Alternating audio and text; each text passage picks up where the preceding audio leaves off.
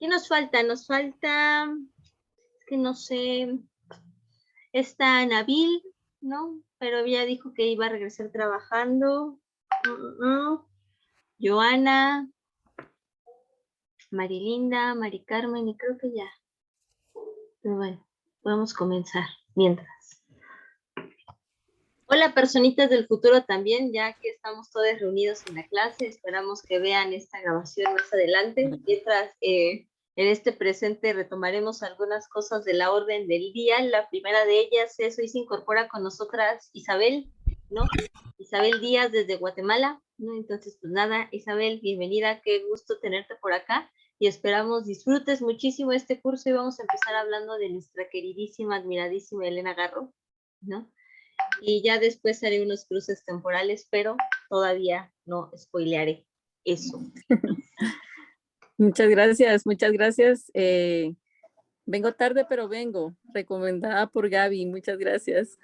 Ah, mira, ahí de saber, ya, le vamos a dar a Gaby así su tarjeta de, a toda su tarjeta de cliente frecuente. Ya, el próximo curso, dejen que se me ocurra, ya, le ponemos de libre acceso, ¿no? Hoy nos toca platicar un poco de Elena Garro. Elena Garro, que es una, bueno, yo debo decir que es una de mis autoras favoritas, quizá incluso es de mis autoras un poco, de las autoras más, que yo considero quizá un tanto más complejas en cuanto a su propuesta narrativa. No sé si habían leído anteriormente, bueno, su obra más representativa en Los Recuerdos del Porvenir. Ya desde Los Recuerdos del Porvenir, ella está mostrando una preocupación muy fuerte por el tiempo, ¿no? Pero también una preocupación muy fuerte por la historia, ¿no? Como si también lo que ella intentara fuera de tratar de hacer una reelaboración del discurso histórico que pudiera involucrar, ¿no? Distintas marginaciones, distintas violencias, distintos traumas de alguna manera, ¿no? Como si también, y esto lo dialogaremos más adelante, sobre todo, bueno, en ambos, sobre todo en la Semana de Colores y la Noche de los Tlaxcaltecas, la única manera de habitar el tiempo fuera estando fuera del tiempo, una cosa muy extraña. Ya habían leído han leído La Semana de Colores, estos dos textos. La Noche de los Tlaxcaltecas es quizá el más popular, pero ¿qué les parecieron? Empecemos con las primeras impresiones, que es mi parte favorita. ¿Quién quiere empezar? Ya llegó Jenny por aquí. Yo puedo empezar. Claro que sí, Lu, venga. Yo de Elena Garro solo había leído una novela que se llama Un traje rojo para un duelo, me parece, y lo leí más o menos joven, de que me lo encontré así en un librero y lo jalé, y me quedé como muy espantada porque me pareció muy ruda, y entonces como que no volví a leer nada de Elena Garro, ¿no? Yo creo que fue como una impresión muy fuerte para mí. Y ahora retomando estos cuentos, es brutal, es brutal, me ¿Verdad? gustó muchísimo. Este, es extremadamente cruda. Creo que encuentro ciertas similitudes con Rosario Castellanos, tal vez mucho contacto también con raíces indígenas, como hablando de problemas, de problemáticas sociales y así, pero definitivamente Garro la siento como más compleja en su narrativa, pero me gustó muchísimo y pues me quiero echar todo Toda la el libro semana. completo, sí. Bellísima esa colección. Incluso ahorita que te escucho, Lu, yo veo una de las autoras en las que veo mucha complejidad narrativa, creo que de la época también es Inés Arredondo. Y sin embargo, creo que Garro tiene una complejidad es poética en tanto tiene que ver con la estructura, ¿no? Creo que incluso su premisa del tiempo, ¿no? De habitar el tiempo, fuera del tiempo, habitar tiempos constantemente salteados, realidades que están salteadas, lo lleva a una apuesta narrativa, al menos en estos dos cuentos. Y eso lo hace de una manera brutal porque tú también como lector, pues como que te sacas de onda, ¿no? En algún determinado momento y creo que eso es muy difícil, ¿no? De lograr. ¿Quién más por allí quiere compartir su primera impresión de estos dos textos del Agarro?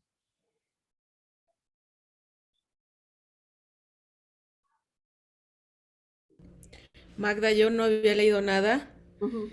Y bueno, me pareció muy poética, es una descripción, mm, pues casi está muy minuciosa, me te transporta a lo que incluso está pasando el personaje, ¿no? Ujú. De Laura, me parece. Laura, En los- ajá.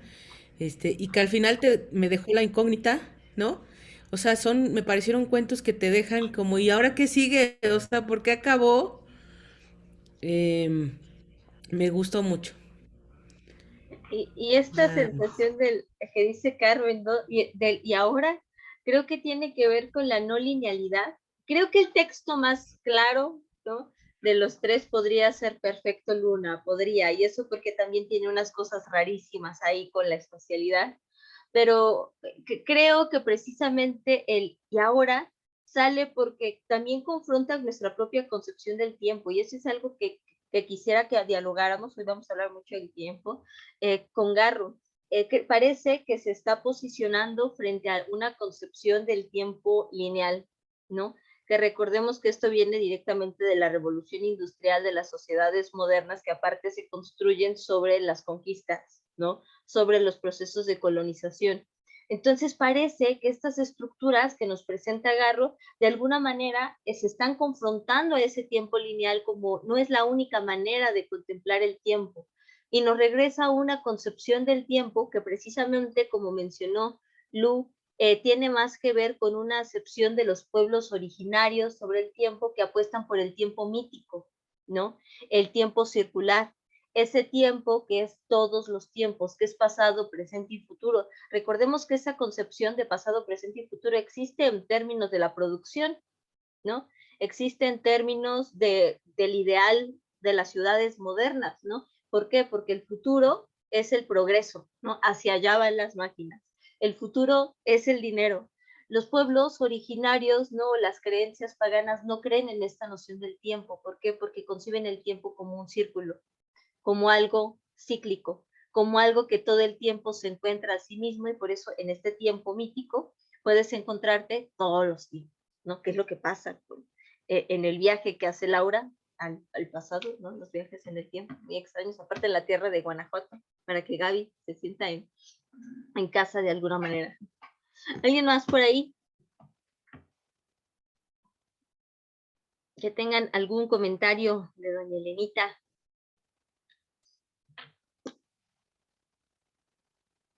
Creo que no. Vamos a dar 3 segundos. Creo que no.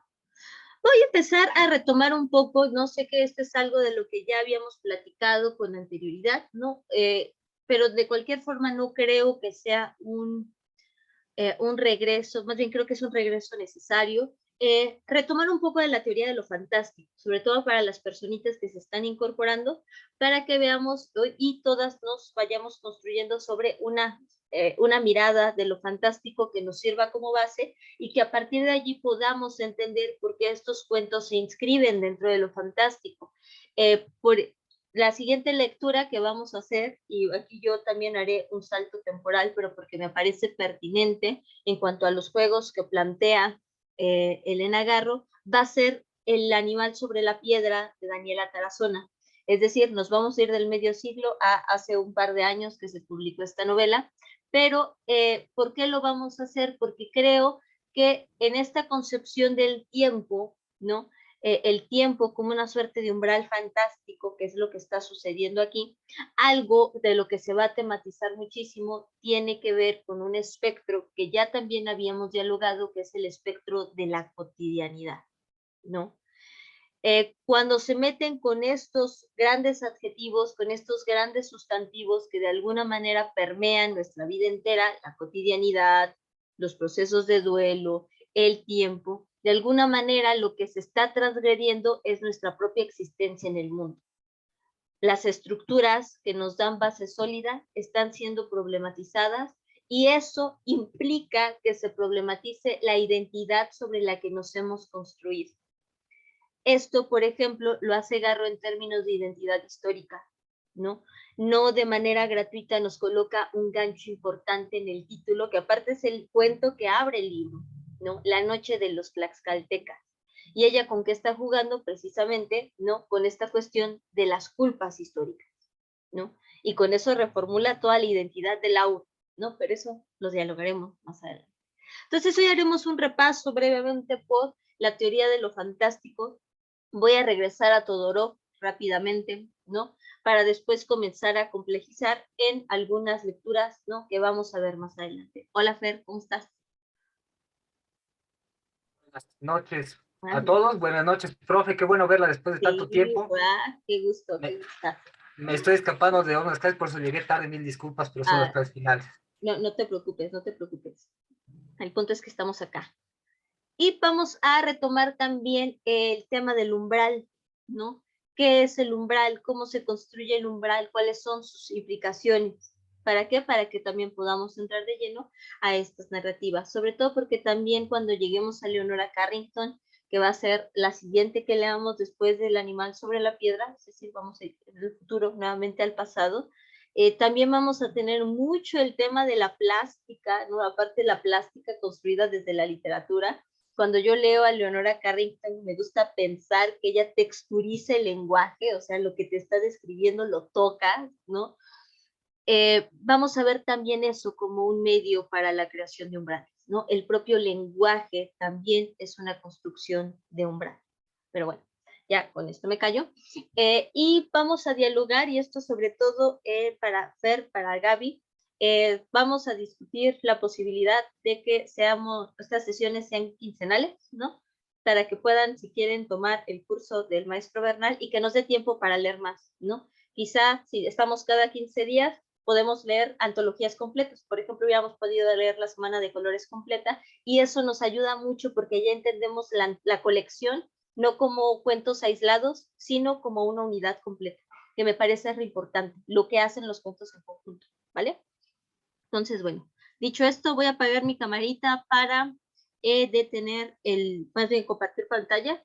Nada más quiero así como avisarles que mi computadora ya está en esa fase de rebeldía, ya le entró la pubertad post pandemia, entonces de repente hace cosas muy extrañas con la pantalla y tengo que salirme de Zoom y volverlo a abrir. En caso de que eso pase, les notifico para que estemos todos comunicados y comunicadas y en el canal, ¿vale? Empecemos con esto que es lo fantástico, ¿no? Antes de entrar a lo fantástico femenino, una de las grandes preguntas que nos tenemos que plantear, ¿no? Y que es una pregunta a la que todavía necesitamos buscar respuestas, es ¿qué rayos es lo fantástico? Lo fantástico, creo que conforme ha pasado el tiempo se ha complejizado muchísimo más. Ahorita vamos a revisar la propuesta de Todorov, que hace en este estudio llamado Análisis del Relato Fantástico. Él se ciñe sobre todo al cuento de hadas que comienza a surgir en la Edad Media y posteriormente trata de apegar esta teoría de lo fantástico a los relatos que surgen durante el periodo gótico y, por tanto, el relato sobrenatural. ¿Qué es lo que pasa? Que obviamente, ¿no? Lo fantástico va cambiando, es completamente focal, las transgresiones van en aumento. Y lo que antes Todorov entendía como un efecto, y en este sentido tenía que ver más que con la recepción que con una estructura narrativa, hoy la podemos entender precisamente como una estructura lingüística que busca dar cuenta de los límites de la realidad enunciada, ¿no? Pero esto también lo veremos un poquito más adelante. ¿Qué es lo que va a decir Tzvetan Todorov dentro de su teoría de lo fantástico, que es aparte la teoría pionera de este tipo de estudios? Que existen tres mundos posibles. Existen tres esferas de lo no mimético, ¿no? Que podríamos hablar ya de estos géneros. En primer lugar va a existir, dice Todorov, lo maravilloso. ¿Qué va a ser lo maravilloso? Va a referir a estos mundos otros que conviven con el nuestro, pero que van a obedecer siempre sus propias reglas. ¿Qué es lo que pasa con el mundo de lo maravilloso? El mundo de lo maravilloso es el mundo buena onda, que no se mete contigo, tú no te metes con él, y los dos pueden coexistir en una dimensión sin alterarse la una a la otra. Es decir, lo maravilloso nunca transgrede, nunca violenta, nunca irrumpe. Es como tu roomie, vaya, ¿no? Un ejemplo de lo maravilloso que sería, piensen en películas como Harry Potter o El Señor de los Anillos. Estos son ejemplos paradigmáticos de lo maravilloso. Harry Potter, ¿por qué? Porque existe el mundo de los muggles y existe el mundo de los magos y de las brujas. Y estos mundos nunca se cruzan o nunca se violentan el uno al otro, al menos es el principio, ¿no? En el caso del Señor de los Anillos, así como existen los elfos, así como existen los hobbits, existen los hombres, pero ninguna de estas tres existencias compromete a la otra, es decir, jamás la amenaza, ¿no? Después de lo maravilloso, Todorov va a plantear lo extraño, ¿no? ¿Qué va a referir o de qué va a tratar lo extraño? Pues bueno, van a ser esos acontecimientos o fenómenos que aparecen en una suerte de estado de excepción, ¿no? Pero que se van a explicar siempre con las leyes del mundo conocido. ¿Qué entraría dentro de lo extraño? Por ejemplo, la narrativa policial.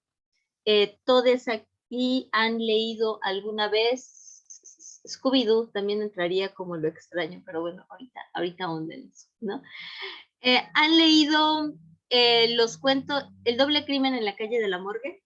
Sé que la mayoría sí, pero quiero saber si lo tenemos fresco. Este cuento de Poe, donde aparece Lupin, ¿no? Ahí, por ejemplo, se comete un asesinato y este asesinato, ¿qué es lo que pasa? Pues nadie sabe quién lo cometió, ¿no? Comienzan a buscarse pistas por este método un poco más inductivo, ¿no? Pensemos que Dupin es el primer gran detective de la historia de la literatura policíaca y pues de repente descubre que el asesino pues todo el tiempo estuvo allí, pero jamás esperaron que fuera eso. No voy a decir que es para no spoilear. Esa manera de llegar a la resolución por un mecanismo deductivo, inductivo, etcétera, ahí entra lo extraño, ¿no? Vuelvo al caso de Scooby-Doo. Scooby-Doo eran seres aparentemente sobrenaturales, pero la máquina del misterio, ¿qué es lo que hacía? Iba recopilando las pistas, desenmascaraba al fantasma y decía, ah, claro, es el mayordomo, ¿no? Eso es lo extraño, algo que se puede descubrir o se puede entrever desde la lógica humana, la mayoría de ellos, ¿no? ¿Cómo se va a definir lo fantástico en contra de los dos mundos anteriores? Pues lo fantástico va a ser el tiempo de la duda. Por eso es un efecto. Incluso yo me atrevería a decir que aparte de ser un efecto, lo fantástico dentro de la concepción todoroviana también es un afecto. ¿Por qué? Porque se siente en el pecho, lo sientes en la carne. Lo fantástico tiene que ver con lo sensorial, con lo sensible, ¿no? Lo fantástico, va a decir Todorov, es aquello que ocurre entre lo maravilloso y lo extraño. Es un mundo otro que convive con el nuestro, pero que yo no puedo explicar con mis propias leyes, con mi propio razonamiento y que también carece de reglas propias que le permitan explicarse a sí mismo. ¿Qué es lo que pasa? Que como lo fantástico de entrada se me presenta a mí como lo inexplicable, ¿no? Como lo que no tiene razón de ser porque simplemente carece de una razón lógica.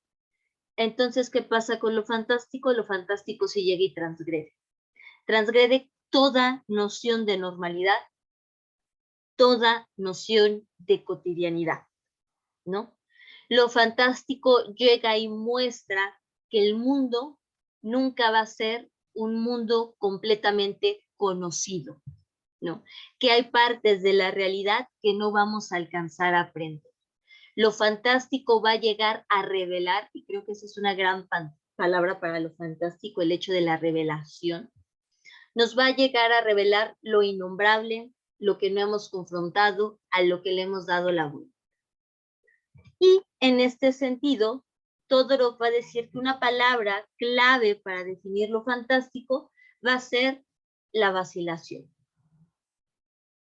Lo fantástico se define, insisto, en términos de la propuesta de Todorov, de acuerdo a la vacilación fantástica.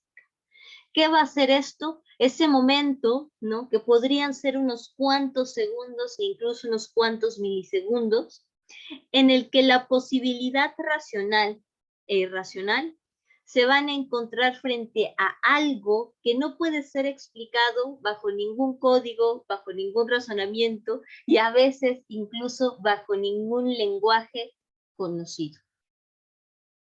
La vacilación surge en ese momento en el que se presentan cosas que se escapan del lenguaje y que aparte yo no puedo explicar de ninguna manera, ¿no? Un ejemplo de la vacilación fantástica es cuando acabamos de ver una película de terror. Imagínense que fuimos a la función de medianoche para ver, no sé, esta película de, por ejemplo, El Conjuro, ¿no? Cuando todavía estaba en el cine. Yo salgo, llego a mi casa, eso de las 2:30 de la mañana, me meto entre mis cobijas y de repente, a lo lejos, hacia un costado de mi cama, veo una sombra. Una sombra que se parece mucho a una sombra humana. Y yo vengo de ver El Conjuro, ¿no? Entonces me imagino que pueden pasar cosas muy extrañas, ¿no? ¿Qué es lo que pasa? Que yo digo, es que esa sombra no debería estar ahí, es que esa sombra parece humana, pero no debería estar ahí, es que quién se metió a mi casa y que no sé qué. Ese momento de la vacilación, ¿no? Que incluso acontece antes de que yo ponga mi manita en el interruptor y diga, no, ya voy a ver qué es lo que está allí, porque se me parece muy extraño, y que yo prenda el interruptor de la luz y vea que es mi ropa. Ese momento, ¿no? Que tuve yo de vacilación y de espanto al momento de confrontarme con una sombra que transgredió toda razón lógica posible, ese es el efecto fantástico, ¿no? Cuando lo que yo tengo frente a mí no sé si es real o es irreal. Esa es una manera muy sencilla de definir la vacilación fantástica. ¿Qué es lo que pasa con Todorov? Que hoy en día muy pocos textos van a poder inscribirse de manera pura dentro de estos tres géneros. Hoy vamos a tener muchos relatos fantásticos que juegan con lo extraño, o muchos relatos fantásticos que de repente también juegan con lo maravilloso, ¿no?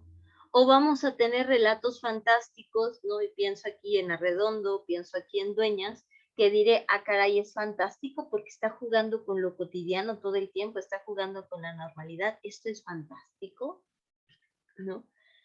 Entonces, ese es un problema que también exige nuevas teorizaciones, ¿no? Que hoy por hoy lo fantástico puro va a ser muy difícil de encontrar. Pensemos, por ejemplo, en el relato de la noche de los Tlaxcaltecas, ¿no? La noche de los Tlaxcaltecas, que es un relato que parte de la ambigüedad, que parte un poco del caos, que parte del onirismo. Si yo al final de la noche de los Tlaxcaltecas hubiera puesto, entonces Laura se despertó y se dio cuenta que todo era un sueño, ¿no? Ahí esta construcción fantástica recaería en ¿dónde? En lo extraño. ¿Por qué? Porque lo que yo acabo de leer tiene una explicación que entra dentro de las leyes conocidas, ¿no?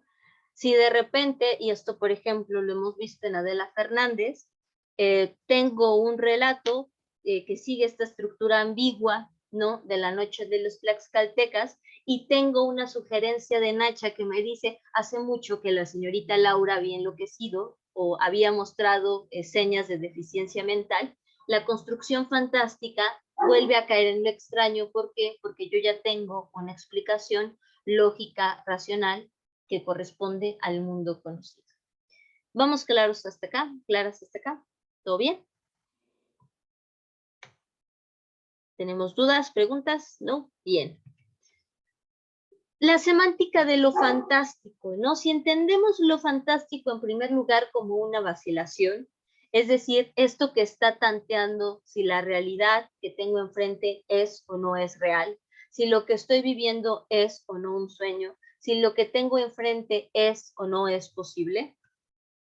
Entonces, de repente, esa vacilación, pues tarde o temprano, va a llegar a generar una fractura.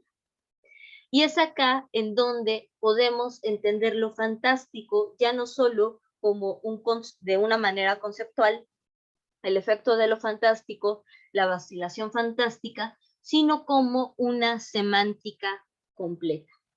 ¿Cuál es la semántica? Y esta es una propuesta que surge de mi loca cabeza, ¿no? Que nos ayuda a explorar lo fantástico, muchas veces todo lo concerniente, por ejemplo, a la ambigüedad. Lo fantástico es ambiguo por naturaleza. ¿Por qué? Porque yo no sé en dónde colocarlo, ¿no?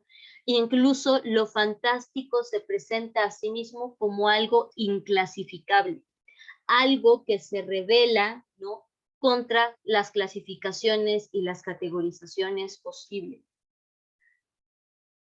Visto así, esta ambigüedad de lo fantástico también podemos verla como una irrupción, algo que llega y rompe, algo que llega y agrieta, algo que llega y fractura. ¿Qué es lo que pasa con una irrupción? Y aquí vayámonos al término como tal. Pues la irrupción llega de manera imprevista. No te avisa, oye, voy a llegar. Llega y fractura todo, ¿no? Llega y desestabiliza, ¿no? La irrupción es desestabilizadora por naturaleza, ¿no? Así como lo fantástico llega y desestabiliza una noción de realidad, una noción de normalidad. ¿Qué es lo que hace lo fantástico? Pues como de repente no sabemos si lo que tenemos enfrente es cierto o no, está atentando contra todas las estructuras que generan verdad, ¿no? Sobre todas las instituciones, todos los recursos, todos los medios que nos ayudaban a generar un sitio seguro, lo fantástico llega y dice, aquí nada es seguro, ¿no? ¿Por qué? Porque no hay certeza posible. Por tanto, podemos hablar también de una violencia de lo fantástico. ¿Por qué? Porque la violencia, sí o sí, busca un cambio de paradigma, busca un cambio de lenguaje. La violencia es transformadora, ¿no? La violencia es, de alguna manera, hace que veas algo que no habías visto, ¿no? Te lo demuestra como ineludible. La propia fragilidad de estas estructuras, estos sistemas que nos dan seguridad, que nos dan veracidad de alguna manera, es lo que está puesto en duda a partir de la inserción del elemento fantástico. Dentro de la tradición del cuento, ¿no?, fantástico, que aparte es antañísima, podríamos encontrar relato fantástico desde los mitos, ¿no? Pasa algo muy curioso, y es que lo fantástico se le asocia directamente con lo sobrenatural en una primera etapa. Pensando en la primera etapa como siglo XVIII, siglo XIX. ¿Qué va a ser lo fantástico? Pienso en el castillo de Otranto, esta cabeza que cae de la nada y que mata al príncipe de no sé qué y brinda una maldición, ¿no? Los fantasmas como algo fantástico, los monstruos como elementos fantásticos, ¿no? Al principio lo fantástico está muy ligado con lo sobrenatural. ¿Qué es lo que pasa? Que ya entrado el siglo XX, vemos que lo fantástico no solo recae en las presencias, no solo recae en esto que llega y se nos presenta como abyecto, como monstruoso. Muchas veces lo fantástico también se genera desde el lenguaje. Y una prueba de ello es precisamente la narrativa de Elena Garro. Una narrativa que de entrada es ambigua, una narrativa que se resiste a la racionalización, ¿no? Por ejemplo. Y también en algunos tópicos, como lo vamos a ver también en el tema del tiempo, ¿no? ¿Qué es lo que pasa con lo fantástico o cómo también podemos ver una manera de aproximarnos o de habitar lo fantástico? Pues entenderlo como este elemento, ¿no?, que reside en un mundo que, si bien es regido por por normas, ¿no? Por sus propias normas, por sus propias leyes, por sus propias convicciones y creencias, de repente este mundo se destruye, se fragmenta al entrar en contacto en fenómenos que las contradicen, ¿no? El mundo racional, al entrar en contacto con lo desconocido, que es una manera de ver también lo fantástico, se destruye completamente. Y aquí quiero que pensemos en autores como, por ejemplo, Lovecraft, ¿no? Lovecraft parte de una narrativa que aparte está generada por gente de ciencia, las montañas de la locura, ¿no? Científicos que van a la Antártida a hacer una exploración de no sé qué. Y de repente se encuentran con una civilización preternatural que existe antes de que los seres humanos existieran en esta tierra. ¿Qué es lo que pasa? Que de repente este mundo científico que estaba muy bien construido, al encontrarse con algo que incluso existe antes del tiempo científico, pues ¿qué es lo que pasa? Enloquece, ¿no? Se dinamita. El motivo de su existencia ya no es, y por tanto entra en una profunda histeria. ¿Qué es lo que hace lo fantástico en este sentido? Pone en jaque todo instinto racional.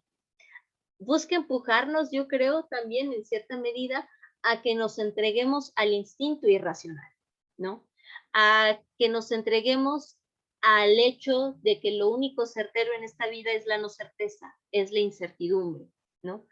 Y bajo este paradigma busca devolvernos quizá a la parte más primitiva de lo que somos, ¿no? ¿Por qué? Porque el instinto racional es adoptado de alguna manera, ha llegado como algo artificial, como un proceso civilizatorio. Lo fantástico dice, no todo se puede civilizar, no todo se puede conquistar.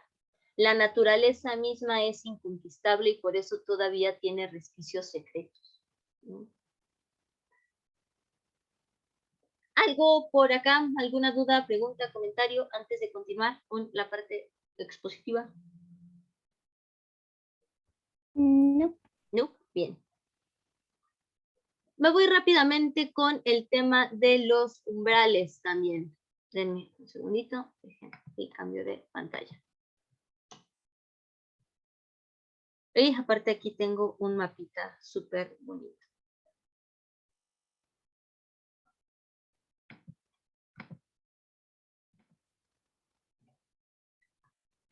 Ahorita regreso a esta. Dentro del efecto fantástico, no. Uno de los grandes leitmotivs, y yo diría incluso que de los primeros, tiene que ver con el motivo del umbral. ¿Por qué? Porque si lo fantástico existe a partir de la pugna, a partir de la lucha, a partir de una puesta en jaque o una amenaza latente, pues tenemos que se parte de dos elementos que son fundamentales para la elaboración de lo fantástico. Por un lado, una realidad racionalizada, y pensemos acá que grandes relatos de lo fantástico lo primero que buscan hacer es generarnos una ilusión o una sensación de normalidad, de cotidianidad. Se nos plantea una realidad sumamente rutinaria, ¿no? Sumamente normal, algo que, con lo que nosotros podríamos incluso identificarnos, algo que hemos vivido constantemente. ¿Para qué? Para dentro de esta realidad racionalizada, conocida, referencial, es muy importante. Este tipo de realidad es referencial, por eso nos parece conocida. Se contrapone un acontecimiento que llega y la cuestiona. Y cuando dos elementos chocan, siempre se hace una reacción en el centro. Esta reacción de acá es precisamente la figura del umbral, ¿no? ¿Qué va a ser el umbral, no? Aquí tenemos tres motivos, ¿no? Que remiten a el umbral como tal. El primero de ellos es el elemento estructurante, ¿no?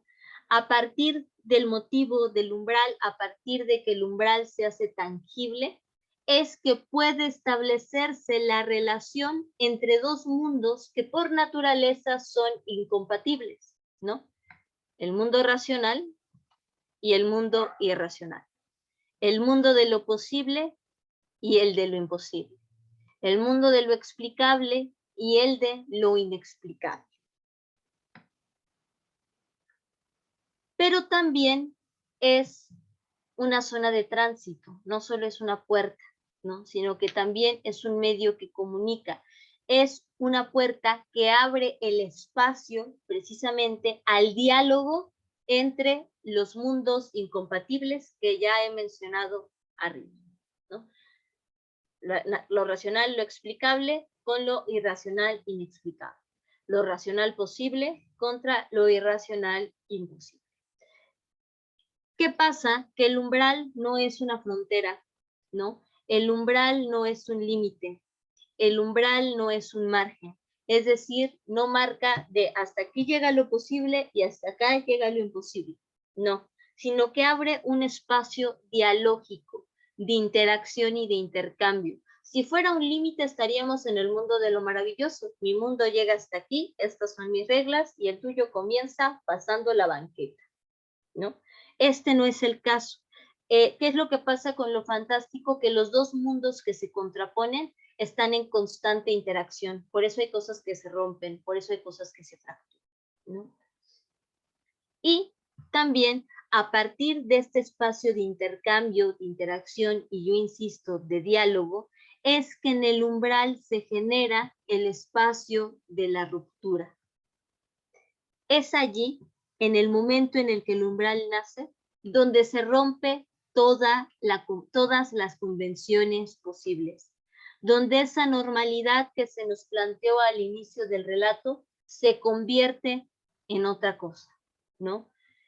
Esa convención, como la vemos como normalidad, como rutina, o muchas veces, y esto lo vimos, por ejemplo, en terror político, como un discurso hegemónico, ¿no? En el caso, por ejemplo, de Elena Garro, ¿cuál sería la convención sobre la que se instaura, por ejemplo, la noche de los tlaxcaltecas, o incluso los recuerdos del porvenir, la convención histórica, ¿no? ¿Y qué es lo que pasa? El umbral, que es el tiempo, que es la memoria, el espacio de lo fantástico, permite una reelaboración desde la diferencia. Recordemos que lo fantástico también nos ayuda a ver otras maneras de contemplar el mundo. Nos ayuda a confrontarnos o a dialogar con los discursos de las alteridades, ¿no? De las identidades otras. Las identidades que también quieren ser nombradas y estas identidades muchas veces no solamente son individuales, personales, sino que pueden ser colectivas. ¿Ok? Bueno, acá ya algunos umbrales famosos que ya hemos mencionado, ¿no? La tele en el caso de El Aro, la plataforma 9¾ en el caso de Harry Potter o el ropero en el caso de Narnia.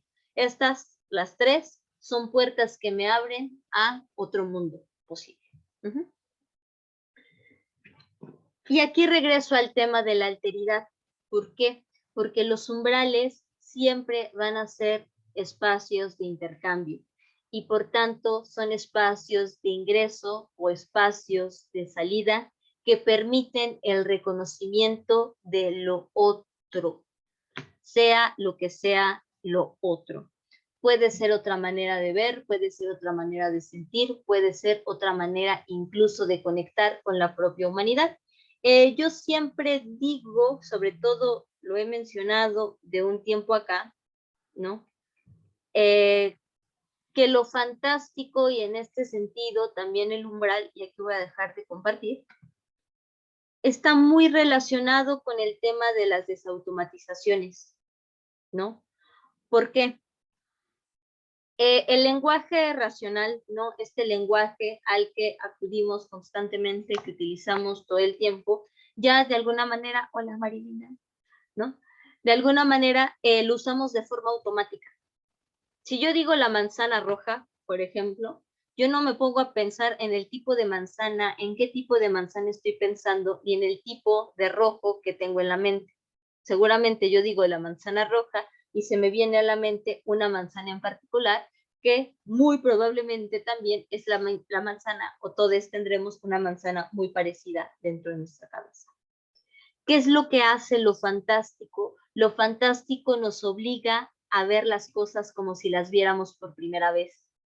Por eso el uso del lenguaje es tan importante. Por eso muchas veces lo fantástico también está muy pegado a la poesía, está pegada con un lenguaje metafórico, con un lenguaje simbólico, porque son reelaboraciones discursivas de la realidad. Y cuando ves algo por primera vez, ¿no? De entrada se te presenta como monstruoso, se te presenta como hostil, se te presenta incluso como esta palabrita que de repente llegamos a utilizar tanto, ¿no? Como ominoso. Algo que de entrada se te presenta como terrible. ¿Por qué? Porque es la primera vez que lo ves. Es la primera vez que entras en contacto con esto. Aquí yo les diría, por ejemplo, que pensáramos en estas experiencias, ¿no? O anécdotas que de repente tiene la gente que carece de algún sentido. Pienso sobre todo la vista y el oído. Gente que es sorda y que de repente le ponen este aparatito y puede escucharlo todo, ¿no? Algo que para nosotros es tan normal como el ruido de la calle, para ellos es demasiado, ¿no? Y aturde sus sentidos completamente y no logran estructurarlo dentro de su cabeza. ¿Por qué? Porque jamás habían escuchado algo así y prefieren volver a no oír, que es su zona de confort, volver a no escuchar, que confrontarse a todo esto que les está llegando de golpe, ¿no? Lo mismo pasa con las personas invidentes, ¿no? Si llegan a recuperar la vista, de repente ver todo por primera vez, pues es algo demasiado arrebatador, ¿no? Se presenta como algo monstruoso. ¿Por qué? Porque no nos es reconocible. Lo fantástico por eso juega mucho con el lenguaje, ¿no? Porque trata de hacer que estas cosas que vemos de una manera tan cotidiana, de repente se nos presenten como extrañas. Y pensemos aquí también en este concepto de lo siniestro de Freud, el momento en el que lo normal se me presenta como algo ajeno, como algo desconocido, el momento en el que lo familiar se me presenta como algo irreconocible. ¿Y qué es lo que pasa? Pues me desestabiliza. Más allá del miedo, porque lo fantástico no siempre va a jugar con el factor del miedo como si lo hace el terror. Lo fantástico va a jugar con la inquietud, va a jugar con la incertidumbre y va a jugar también con la incomodidad. Muchas veces lo fantástico no da miedo, pero sí es muy incómodo, ¿no? Y esto, insisto, no solo en las cuestiones temáticas, sino también en las presentaciones o las estrategias narrativas. La noche de los tlaxcaltecas, ¿a quién no le costó trabajo leer La noche de los tlaxcaltecas, no? En una primera lectura. Incluso yo diría también La semana de colores. No te escucho, Fer. Creo que está apagado. Venga. Sí, a mí más bien me pasó al revés. La noche de los tlaxcaltecas sí me pareció no tan complicado, pero la semana de los colores sí. Sí. Esa sí me la tuve que leer un poco ahí en doble lectura. Era más compleja. Y justo, ¿no? Y ahí nos está incomodando un poco pues nuestra noción de lectura lineal y quiero que pensemos también en el momento histórico, porque aquí ya vamos a comenzar a hablar de Elenita Garro, en el que se inscribe Elena Garro. Elena Garro está escribiendo en el medio siglo, ¿no? Está escribiendo a la par, que está escribiendo Fuentes, que está escribiendo Octavio Paz, que está escribiendo Alfonso Reyes, ¿no? Autores que aparte están apostando por una escritura de alguna manera lineal, ¿no? Sí nos están contando historias bárbaras, pero desde una linealidad narrativa. Es decir, nosotros como receptores, como audiencia lectora, estamos acostumbrados a esta linealidad. ¿Qué es lo que hace? Llega Elena Garro con La semana de colores y de repente destantea esta concepción de una lectura, una narrativa, una trama que tiene que presentarse de forma lineal. Algo curiosísimo, ¿no? Se cree, ¿no? O se dice que fue Gabriel García Márquez con 100 años de soledad, ¿no? Quien instaura el realismo mágico en Latinoamérica, ¿no? Pensando que esta novela se escribe en 1967, si no me falla la memoria. La semana de colores es muy anterior, 1963-64 me parece que se publica, a 100 años de soledad. Y estamos teniendo acá, ¿no? Digo, ya el realismo mágico, hablamos un poco de esto la clase pasada, ¿no? Era una etiqueta más bien comercial que buscaba generar una identidad totalizante de América Latina, ¿no? Y sobre todo una manera exotizante de muchos de los discursos, creencias de los pueblos originarios, ¿no? En la Semana de Colores vamos a tener elementos muy parecidos al realismo mágico, pero no vamos a tener su objetivo. Porque Elena Garro, en La Noche de los Tlaxcaltecas, en Los Recuerdos del Porvenir, en Perfecto Luna, en la Semana de Colores, no está tratando de exotizar las creencias autóctonas, ¿no? Al contrario, está tratando de señalar problemas que tienen que ver con opresiones, que tienen que ver con barbaries, que tienen que ver con violencias que llevaban al exterminio, ¿no? E incluso paradojas muy humanas que tienen que ver, por ejemplo, con la culpa, ¿no? Que tienen que ver con la formación, ¿no? Que tiene que ver, y ahí lo tendríamos por ahí, con las ausencias también de figuras que de repente se han perdido, ¿no? Entonces, esto podría ser como muy interesante al momento de abordar a Elena Garro, y sobre todo porque también la postura de Elena Garro frente a su escritura siempre buscó ahondar precisamente en estas problemáticas de índole histórica. A Elena Garro le preocupaba muchísimo el tiempo, y de hecho una constante que vamos a encontrar en sus cuentos, que vamos a encontrar en sus novelas, tiene que ver con el tiempo y la memoria. ¿Por qué? Porque ella sabe que el tiempo y la memoria también son narración.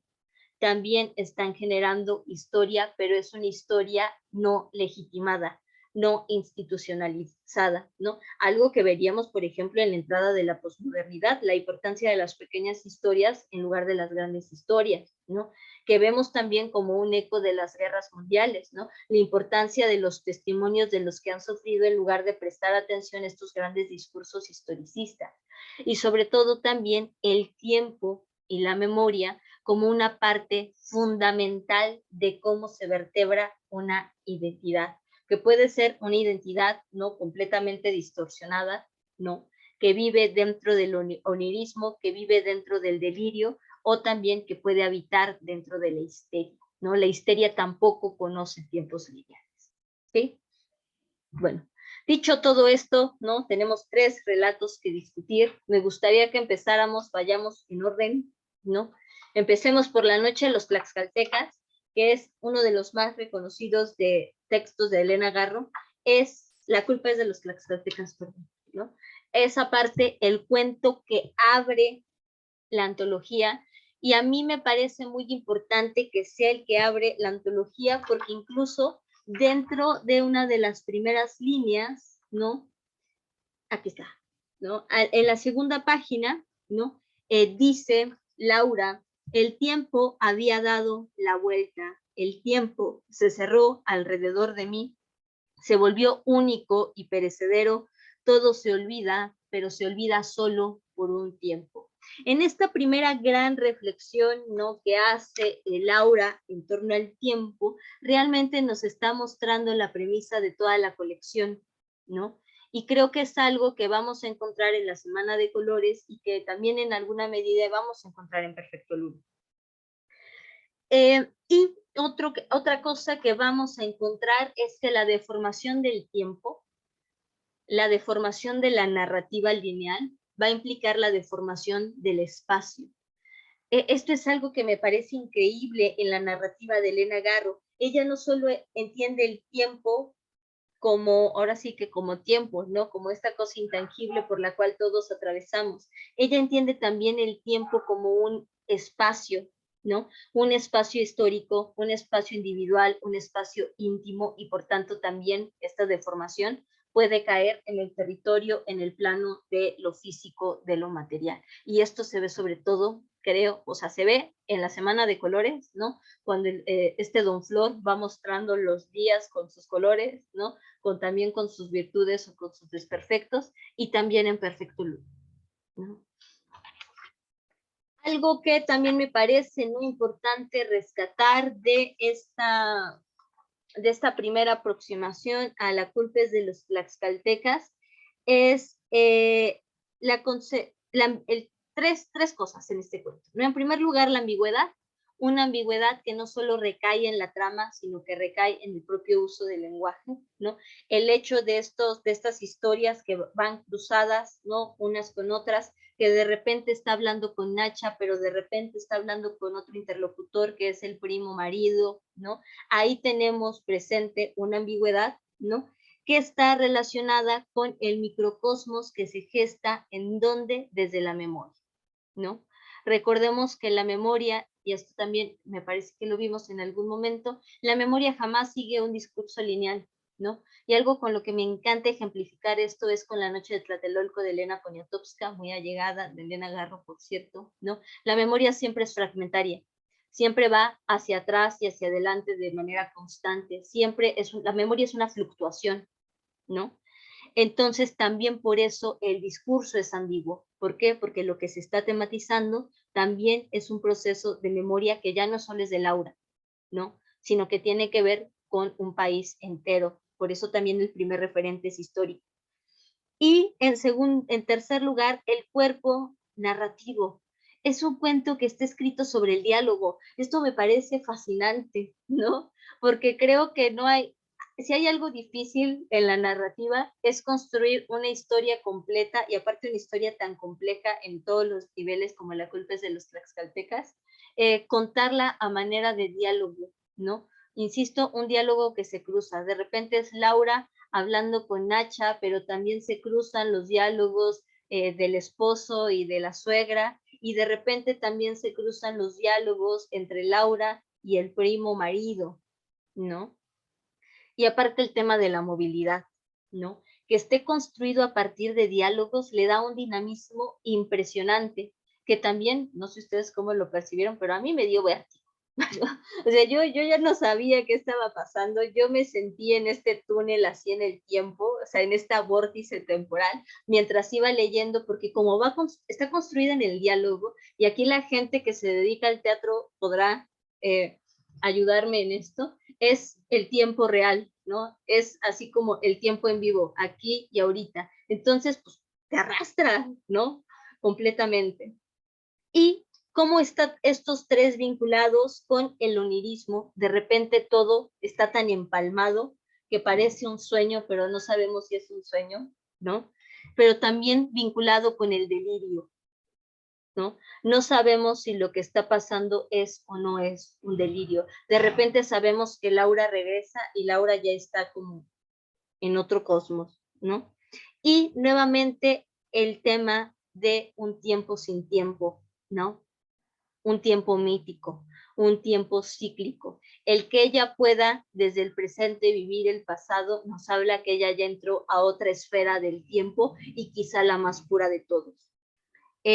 Es muy interesante, ¿no? En este dilema de las temporalidades, cómo el tiempo, no solo en este cuento, yo creo que está en los tres, cómo el tiempo puede experimentarse como una cárcel, como una prisión, ¿no? Cómo habitar el tiempo de repente se vuelve una experiencia bien tortuosa de la que no hay salida posible.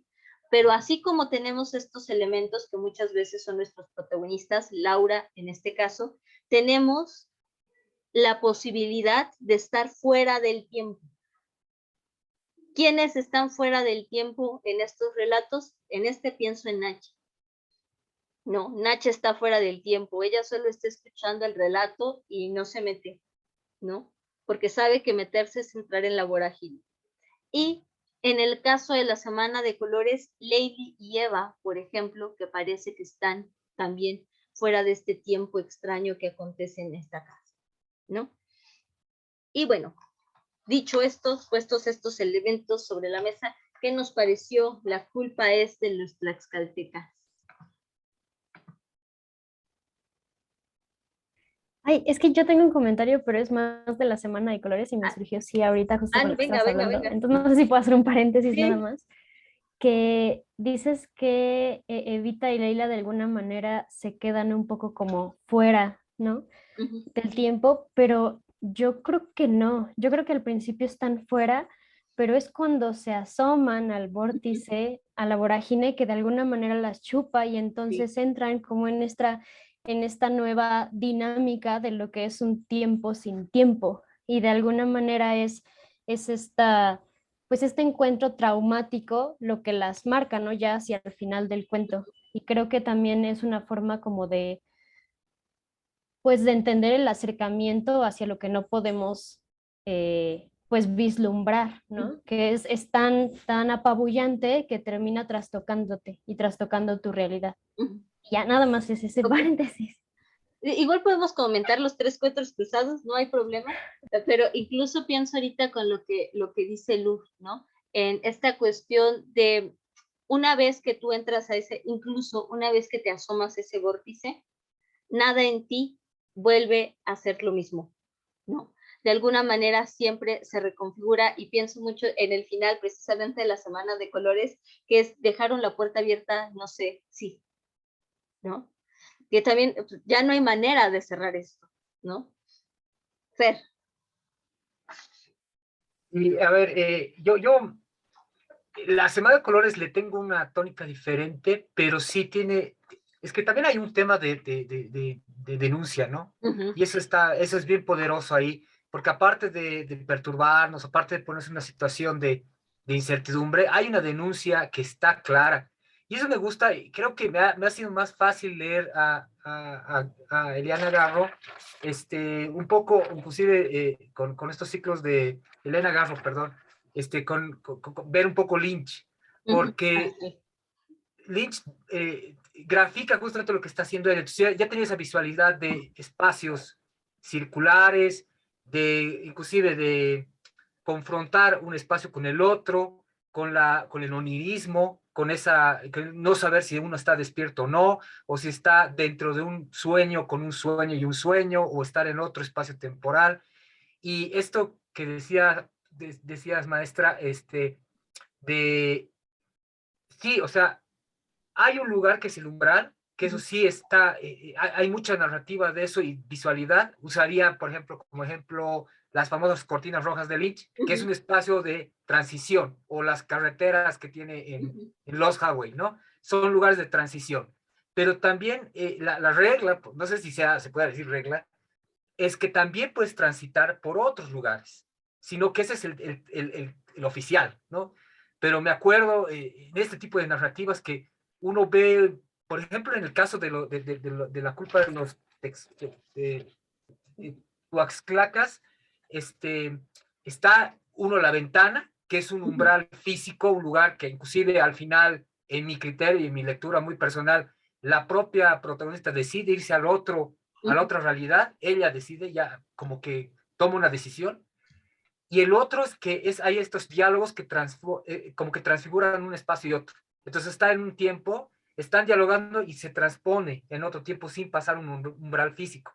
Entonces esos tipos de cambio creo que son más fáciles entenderlos si se los visualiza con no sé, con esas reglas, que al final parece que fueran reglas, porque son diálogos que son recurrentes en este tipo de narrativa, donde dicen, bueno, vamos a hacer un mundo, va a haber otros mundos, va a haber un mundo onírico, y de paso voy a hacer una denuncia, y esta denuncia es justamente el trato a los indígenas, a todo esto, ¿no? Entonces, es toda una narrativa que va desde una historia, una denuncia y un juego temporal. Y coincido también con este tema de lo cíclico, ¿no? Hay mucho de este discurso de que no importa lo que hagas, vas a llegar a una metáfora un poco pesimista, de decir, voy a llegar a lo mismo. O sea, no importa lo que hagas, no vas a cambiar eso que ya estás destinado. Y no sé, yo por eso me fue mucho más fácil entender esto con la visualidad de Lynch, porque es más visual, entonces te ayuda un poco a entender estos cambios. Ya no voy a comentar todavía con el otro, porque creo que vamos a una nueva ronda, pero ese era mi comentario. Muchas gracias. A mí jamás, Fer, y lo agradezco infinitamente, se me habría ocurrido pensarla en términos lynchianos, y tienes toda la razón, ¿no? Claro que ya ahora la quiero más, porque también Lynch me gusta mucho, ¿no? Y jamás la había visto de esta manera. Y algo, ¿no?, que acabas de mencionar que me parece muy importante. ¿Por qué es tan importante la construcción de realidad dentro del relato fantástico? Porque precisamente la construcción de la realidad establece las reglas. Para que haya un estado de excepción, primero tiene que haber una estructura. Yo no puedo romper algo que no existe, no puedo romper la pared si ni siquiera me han dicho cuál es la pared, ¿no? Entonces, creo que incluso, ¿no?, en La culpa es de los tlaxcaltecas en particular, la narrativa empieza desde una tercera persona, ¿no? Como un narrador omnisciente que nos está poniendo las reglas del juego, ¿no? De manera narrativa, lo pienso aquí en términos de estrategia y de forma, y después, ¿qué es lo que pasa? Comienza a diluirse entre la voz de las otras personajes. Marilinda. Qué gusto verte otra vez. Sí, perdón, no me a la clase pasada. No te preocupes. Y ahorita me di cuenta de la hora, ya no puede ser, ya empezó. Pero más allá del texto, quería preguntar, de los textos, ¿verdad? Quería preguntar sobre Elena Garro, que si ella cuando publicó, ella no fue, porque más o menos tengo entendido la historia de ella, que ella no fue muy conocida cuando escribió, y cómo fue que fue revalorizada ella, qué fue lo que dio lugar a esa revalorización de su obra, porque es genial lo que escribe. Es increíble. Y con Elena Garro pasa algo muy triste, ¿no? Todavía pienso en Rosario Castellanos, pienso en Guadalupe Dueñas, pienso en Amparo Dávila. Ellas de alguna manera les toca, ¿no? O hay algo dentro del entorno literario que les permite ser visibilizadas, ¿no? Con mayor o menor medida en el tiempo en el que escriben, ¿no? Elena Garro no. Elena Garro vive constantemente, en primer lugar, y esto tenemos que mencionarlo sí o sí, vive a la sombra de Octavio Paz, ¿no? ¿Por qué? Porque se le reconoce a Octavio Paz, se lee a Octavio Paz, pero casi no se lee a Elena Garro. Y hay así como hay entre ellos dos una admiración profunda, ¿no? También hay una violencia escritural tremenda de que Octavio Paz no permitía que los textos de Elena Garro salieran a la luz. De alguna manera, estos textos comienzan a salir en pequeños tirajes, ¿no? Que se vuelven muy inaccesibles. Y por otro lado también está la postura política de Elena Garro. Eso también en algún momento se impidió bastante que fuera consumida en su tiempo, durante el medio siglo. ¿Por qué? Porque de repente hubo algunos momentos en los que se le vinculó a Elena Garro con las posturas políticas de derecha radical, o sea, prácticas fascistas, ¿no? Y aparte, dentro de la crisis del 68, la masacre del 68, ella se cuenta, ¿no?, que entregó a varios colegas, ¿no? Entre ellos Rosario Castellanos, Carlos Monsiváis y otras personas, ¿no?, que de alguna manera eran importantes para el campo intelectual mexicano. Entonces, esa perspectiva que incluso para mí leer a Laura es sumamente fuerte porque encuentro, yo pienso inmediatamente en este eco del 68, ¿no? Lo pesado que fue para Elena Garro. El tema de la culpa, cuando le dicen, tú eres una traidora, tú eres mi amada traidora, ¿no? Fue algo que para ella siempre estuvo como que bien presente, ¿no? Ya en la parte posterior, una vez pasado el 68. Ella realmente se le comienza a rescatar a inicios del siglo XXI y fue por Rosas Lopategui, que es su biógrafa principal, ¿no? Su biógrafa oficial, que también es biógrafa de Guadalupe Dueñas, y es gracias a ella que comienza a ver un rescate de toda la obra de Elena Garro, pero también de su propia memoria, ¿no? Ella cómo experimentó el campo literario, ¿no? Ella cómo experimentó ya no solo el campo cultural aquí en México, sino también en España, también en Europa. Ella vivió no solo la pesadez, ¿no?, de ser una mujer que escribe aquí en México, sino que también fue subyugada por los campos culturales masculinizados fuera del país, ¿no? Porque también estaba lo mismo. ¿A quién se le aplaudía? A la sombra, a Octavio Paz, y Elena Garro siempre estaba en la sombra. ¿Y por qué se le reconocía más? Antes que reconocérsele como escritora, se le reconocía como víctima romántica de, ¿no? Que esto es algo bien interesante, porque a las mujeres escritoras, ¿no?, se les reconoce desde el drama sentimental primero, antes que sobre la obra, ¿no? ¿no? Esto sucedía mucho también con Elena Garro. Y un ejemplo de esto es el cintillo que me parece que sacó Planeta, no tiene ni 10 años, que decía Elena Garro, esposa de Octavio Paz, amante de Adolfo Bioy Cázares, y se echaba un listado completo, ¿no?, de las personas con las que se había relacionado, y eso era lo que revalorizaba Elena, y no los recuerdos del porvenir, que era en donde venía el cintillo, ¿no? Entonces, más o menos ese fue el proceso, ¿no? El rescate lo hace Rosas Lopategui, ¿no?, que compila, que reedita su obra y sobre todo le da mucho peso a su memoria, ¿no? Entonces, va más o menos por ahí la historia de nuestra querida Garro. ¿Y la biografía dónde se puede la biografía, la verdad desconozco dónde podemos encontrar la biografía de Lopategui, pero yo tengo las memorias en PDF, ¿no? Entonces, se las comparto para que puedan echarles un ojo. La verdad, sí son muy desgarradoras. Yo que soy una chismosa profesional y me gusta este tipo de cosas, les digo que sí está como, es desollante para mí, ¿no? Ya si encuentro la biografía, también les paso un dato. ¿Quién más por allí? De los textos. Ya podemos cruzarlos porque estamos a 40 minutos. Magda, Dime, yo venga. pensaba un poco esto de la vacilación y con el texto de La culpa de los tlaxcaltecas, que es como asomarse, ¿no? Es como la duda, ¿no? La vacilación va a ser la duda entre lo que pudiera ser real y fantástico, me da un poco la impresión. Y es como esto que ya se asoma, pero que a veces, bueno, en una cuestión muy personal, tampoco es tan fácil ver lo real o lo verdad o la verdad, ¿no? Como se me vino a la mente a mí Matrix, que cuando tomas la pastilla ya no hay vuelta atrás, ¿no? Ya tomaste la pastilla y no hay manera de volver, ¿no?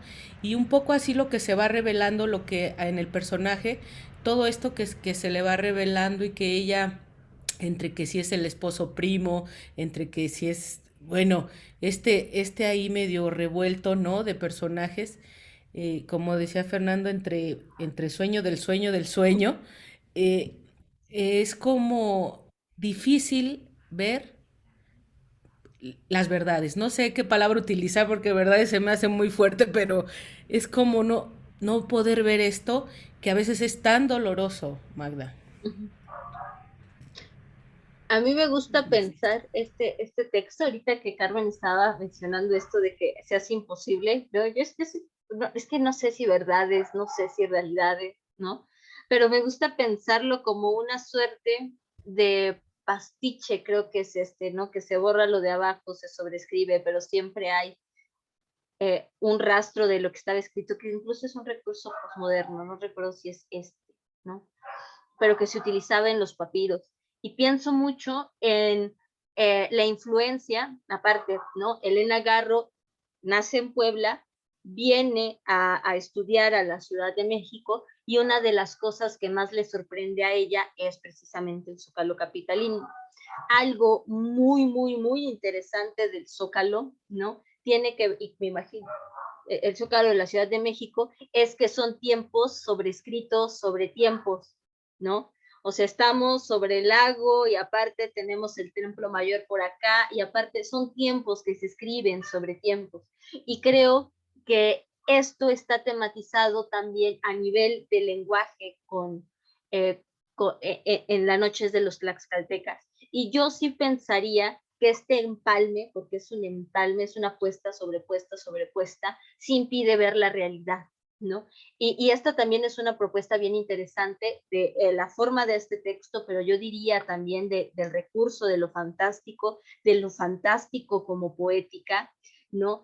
Que nos lleva a contemplar un poco lo inaccesible de la realidad, ¿no? La única manera de acceder a la verdadera realidad, ¿no?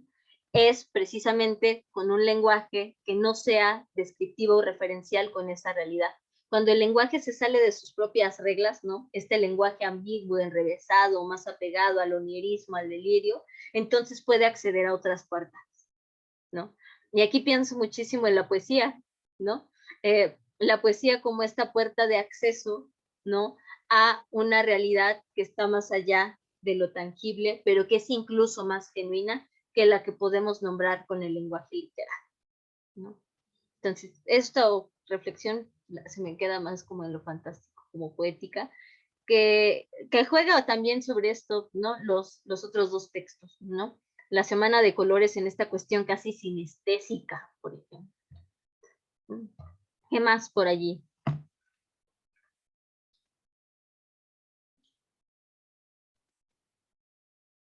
Fer, venga.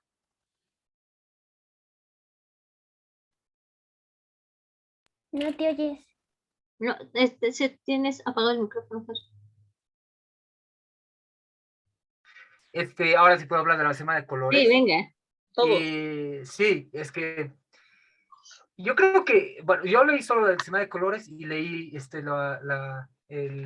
me equivoqué, creí que teníamos que leer toda la antología, entonces seguía y dije, ya no voy a alcanzar, más bien alcancé esos 2 relatos, leí otros, pero no leí el tercer cuento que estaba designado. Perfecto, Luna.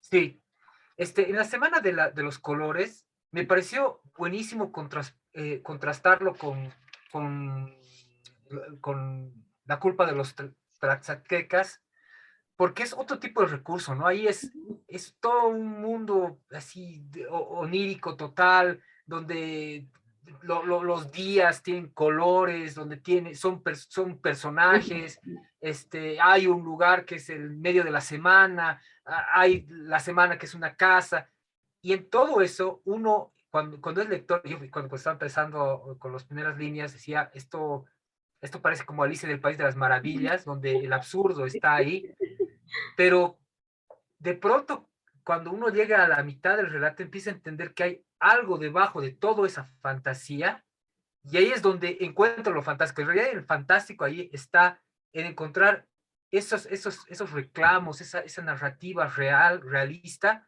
y ver cómo empieza a ser como una especie de alegoría, pero que no es alegoría, o sea, no es que no existan los guías que no son personajes, sino que esos días personajes tienen una controversia, tienen un problema, hay un reclamo en esa fantasía, y por eso hacía la alusión a Alicia en el País de las Maravillas, porque a veces en el absurdo hay una historia que sí es súper sólida, ¿no? Y parecería que no, ahí está hablando de colores y de pecados y de, no sé, virtudes y de Dios y no sé, o por lo menos de la religiosidad, pero cuando empieza a entrar a eso, ese umbral entre lo que es absurdo en cierta palabra, pero que después hay una narrativa que es muy dura, es eso que empieza a incomodar, porque yo estaba más cómodo viendo los días de la semana con colores, o sea, me sentía hasta más feliz.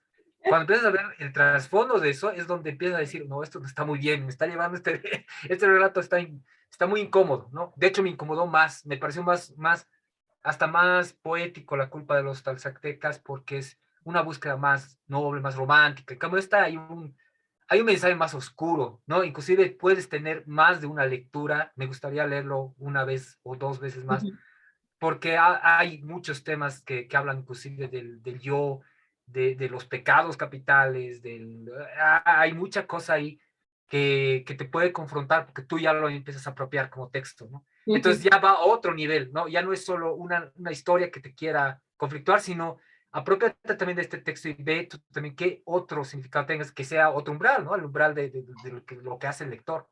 Y eso me gustó mucho, ¿no? Puedo hablar de esos 2 textos, me equivoqué, el último ya no lo pude leer, pero me gustó la autora, me sorprendió mucho cómo maneja tan bien estos cambios de planos, se puede decir, o estos lugares, o estos tiempos, es maravilloso, te hace pensar mucho, ¿no? Y me pareció que los 2 relatos tendrían que probarse porque son diferentes narrativas, ¿no? Una es, como hablaba un poco más linchano, pero es más Lewis Carroll, ¿no? Es más desde el absurdo hacer una denuncia.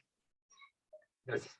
Y me llama mucho la atención esto que hizo Fer, ¿no? Conectar con lo absurdo, porque el absurdo es sumamente crítico, ¿no?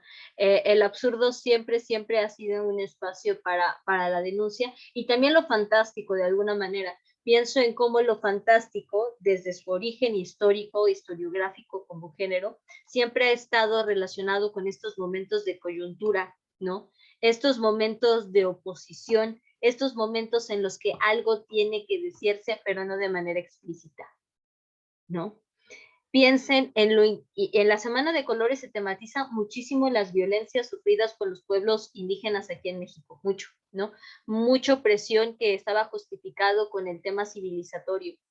Y pienso en lo importante de una narrativa así, cuando lo que se está haciendo o está por hacerse es precisamente explotar las cosmovisiones de los pueblos autóctonos en pro del mercado, ¿no? El problema de la exotización, del sí, todos tenemos nuestras raíces indígenas con nuestros pueblos, ¿no? Pero nadie o casi nadie está señalando las violencias y cómo de alguna manera Elena Garro se está poniendo como antecedente de esto. Y es valiosísimo que lo haga desde el tono fantástico. ¿Por qué? Porque recordemos medio siglo, todavía tenemos un panorama súper conservador. Lo fantástico es considerado como un género menor. La crítica no cuenta porque es un relato fantástico. Lo mismo le pasó a Amparo Dávila, ¿no? Amparo Dávila cuando habla de la maternidad, cuando habla del aborto, cuando habla de las histerias masculinas, no hay tanto problema porque pues, es fantástico, ¿no?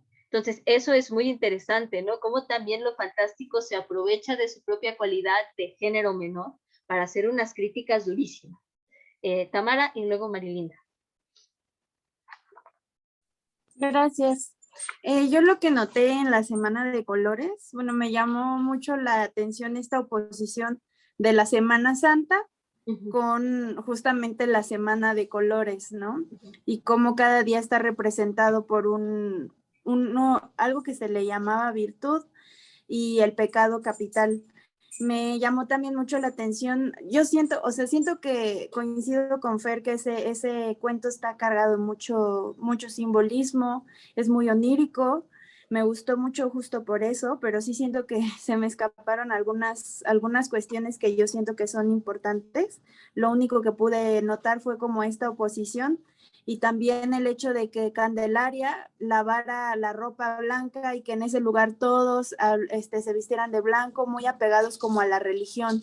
Por eso Don Flor era mal visto, ¿no? Porque se salía un poco de esta religión, es el que convive con los pecados capitales, que son los días, y también como la figura de Don Flor como si fuera él el propio tiempo, ¿no? Y el hecho de que su casa fuera circular, o sea, todas esas cosas me hicieron mucho ruido para que interpretara esto y sí se me hizo como bastante interesante, o sea, me gustó mucho como, primero justo como dice Fer, cuando te presentan de lejos a Don Flor, dices, ay, qué bonito, y qué bonitos los días de colores y cómo conviven y las niñas que van a observarlos y luego cuando se meten a la casa ya se empiezan a dar cuenta.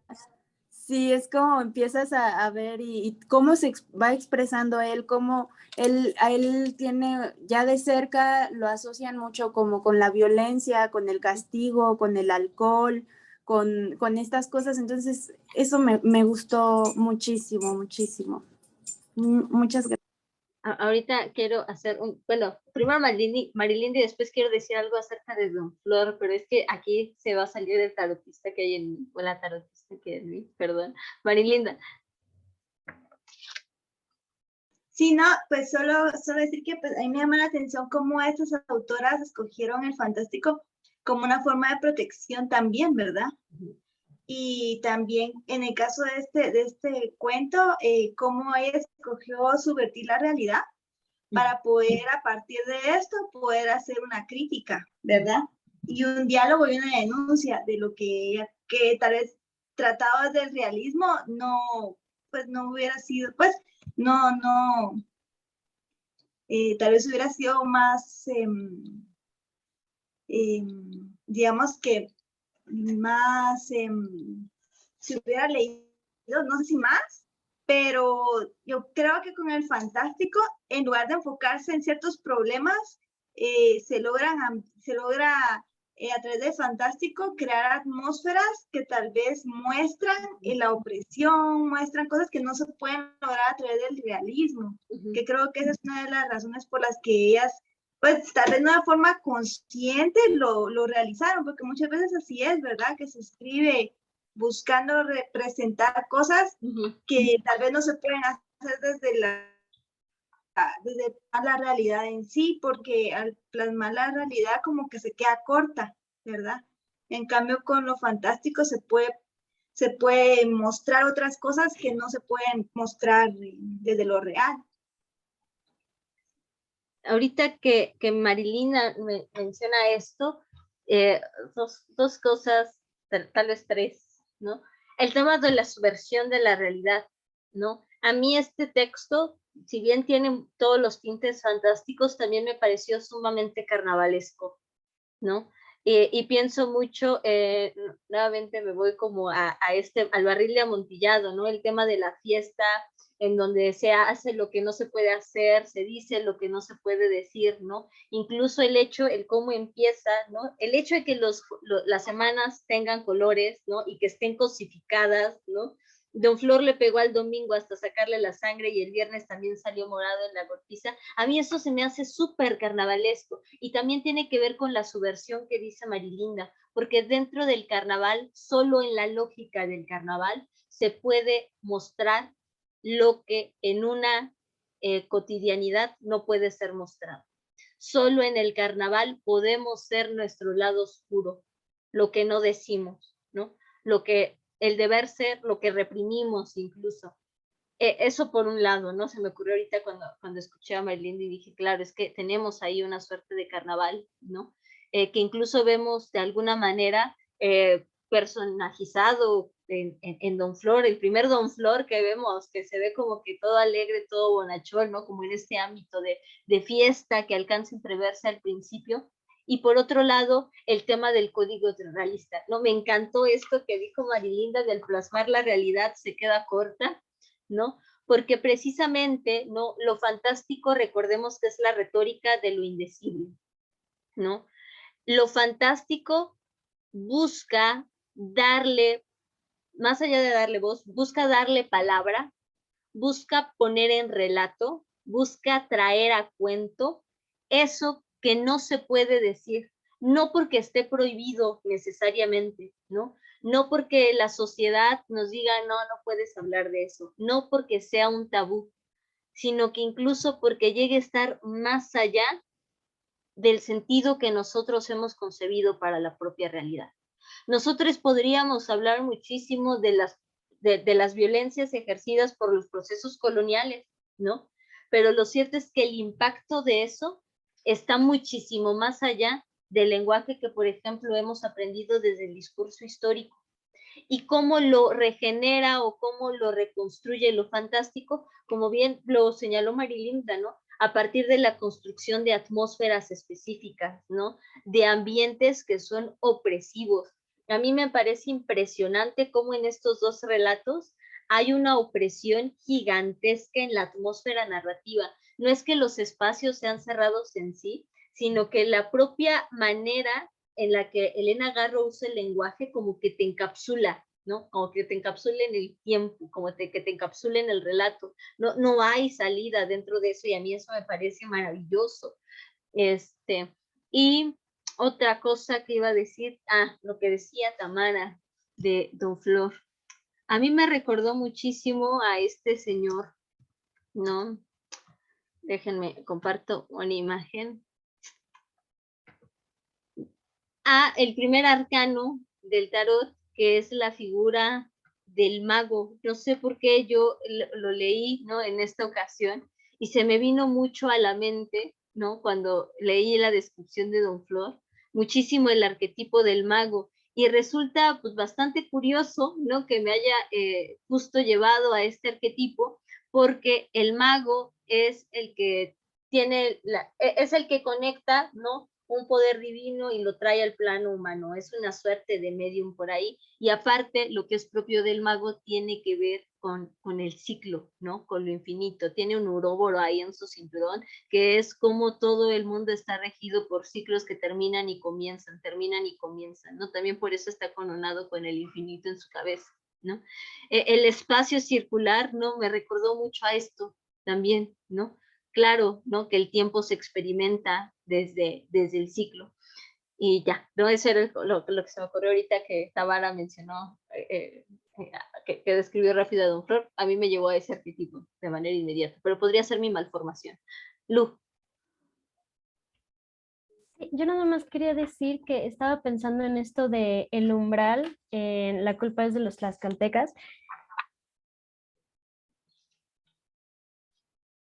Ay, ¿se nos trabó? ¿O solo a mí? ¿O yo me trabé? Ah, bueno, esperemos a que vuelva.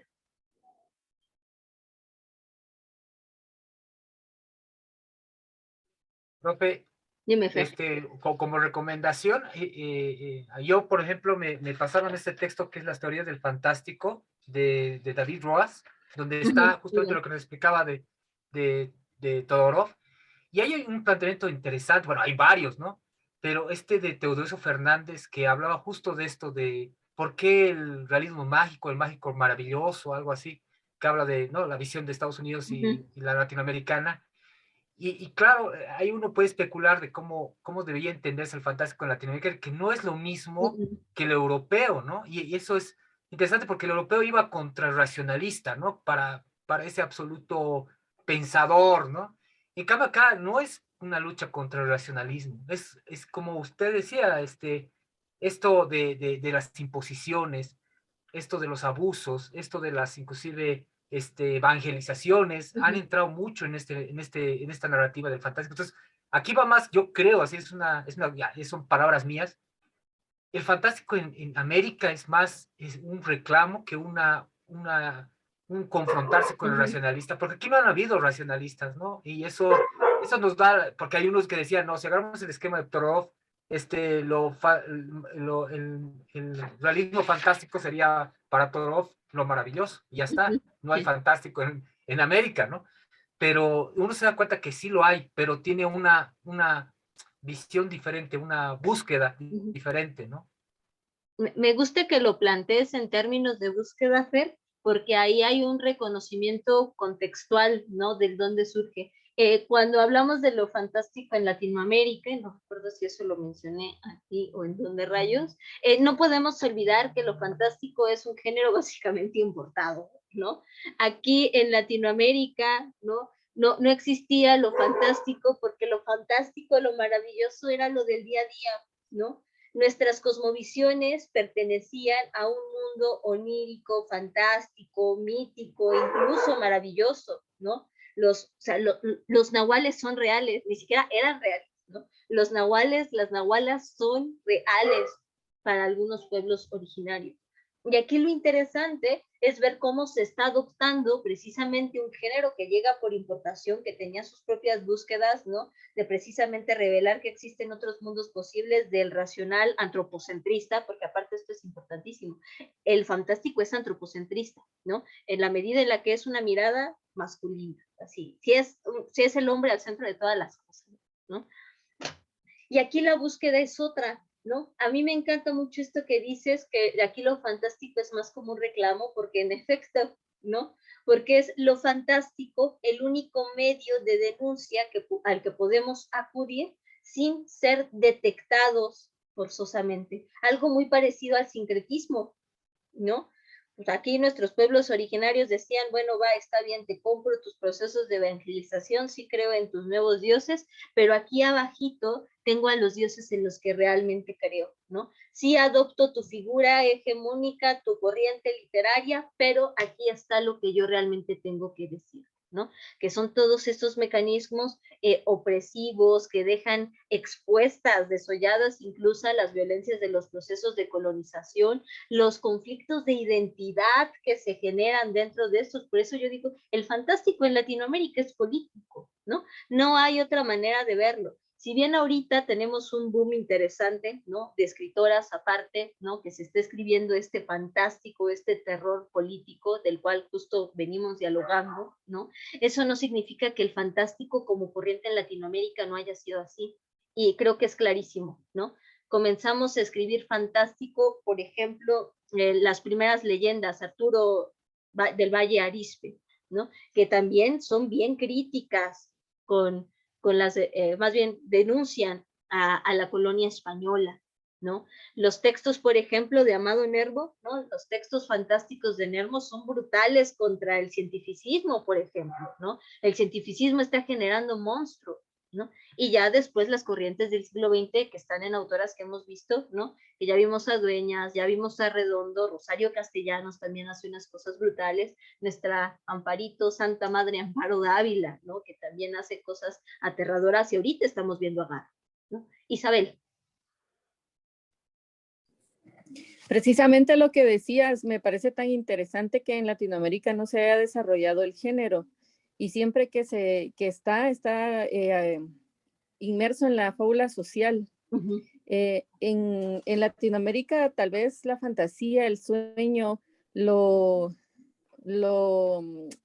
fantasioso es débil, o sea, tú tienes tus propias fantasías personales y es muy difícil que las cuentes, que las digas, que las hagas públicas, porque se teme a la reacción del otro, ¿no?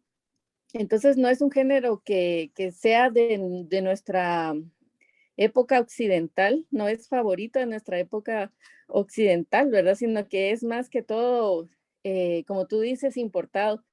Pero interesante el hecho precisamente de que sean las mujeres las que estén escribiendo el género fantástico, porque como decía, se acusa de que el sentimiento va por delante, ¿verdad?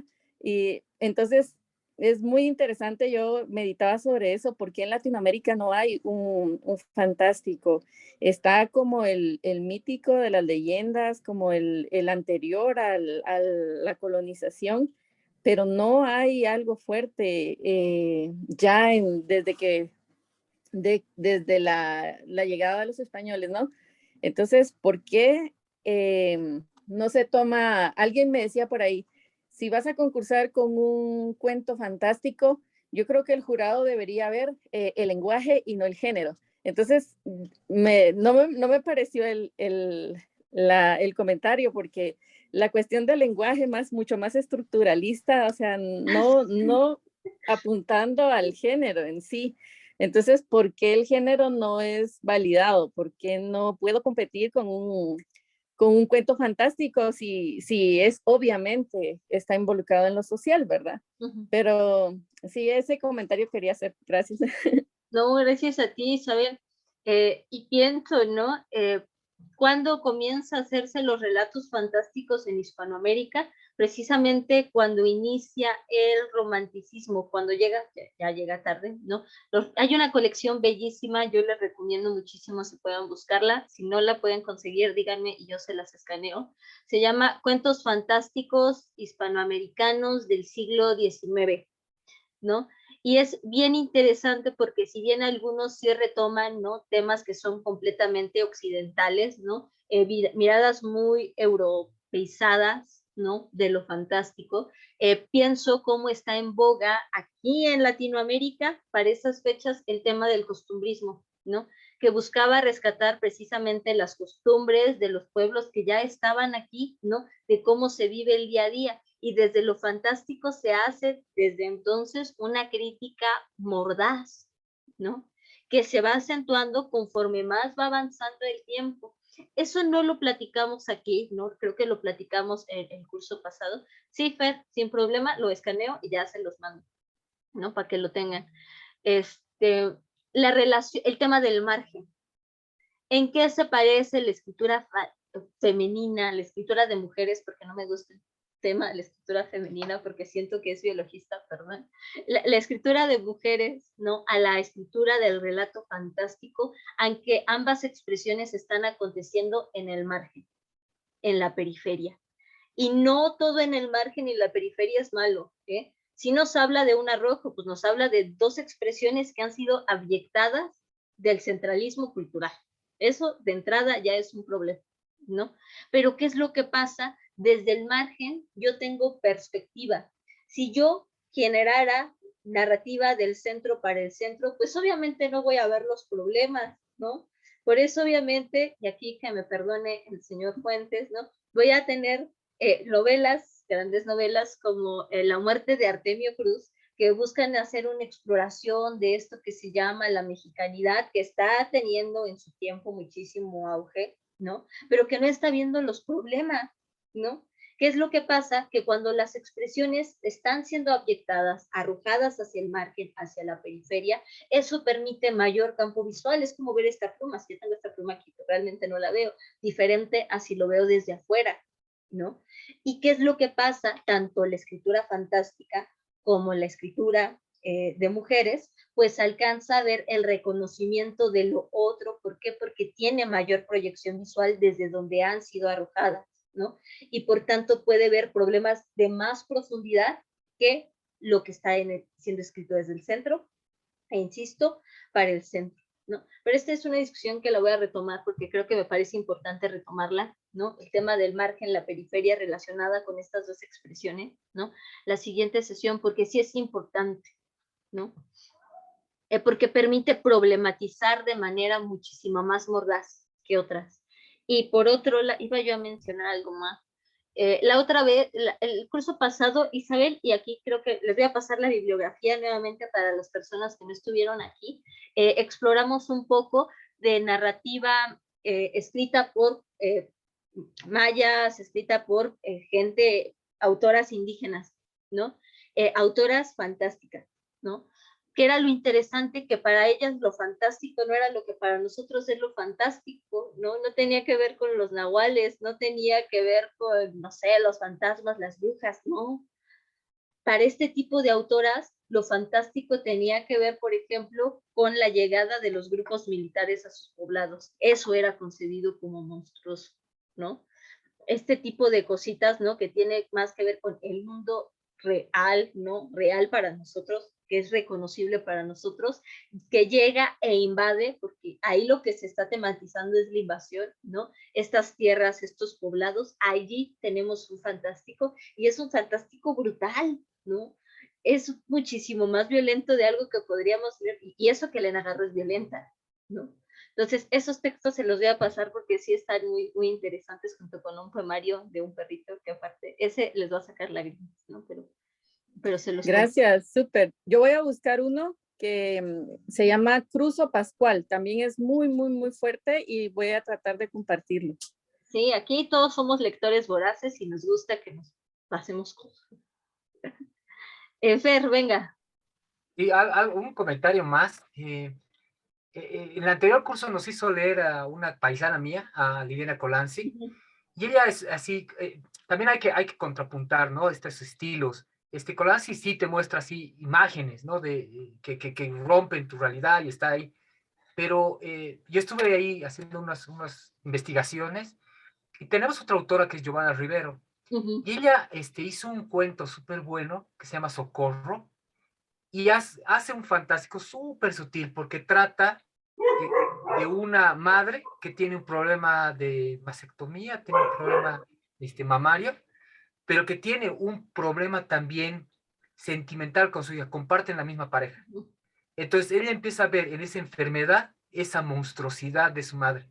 Y es lo que dice, profe, hay veces que no tengo que sacar un ojo de un retrete para que sea fantástico, sino a veces esas visiones que nosotros tenemos, sutiles, que nos hace hasta la psiquis, se pueden entrampar, porque uno dice, o lo está viendo, o se está volviendo loca, o qué está pasando aquí, ¿no? Y esa sutileza también es increíble, ¿no? A veces nos encanta la visualidad, a mí me encantó Chaco, me encantó El Ojo, me encantó todo ese libro, es muy bueno, esa antología, pero también esos fantásticos que son sutiles, son un pequeño detalle en todo el relato, parece un relato que no fuera fantástico, pero te das cuenta de un pequeño, un parágrafo y que te da eso que te incomoda, porque ahí en ese relato, en Socorro, el relato está al final, no los quiero spoilear, pero el final es la descripción que hace esta chica al apoyarse en el pecho de su madre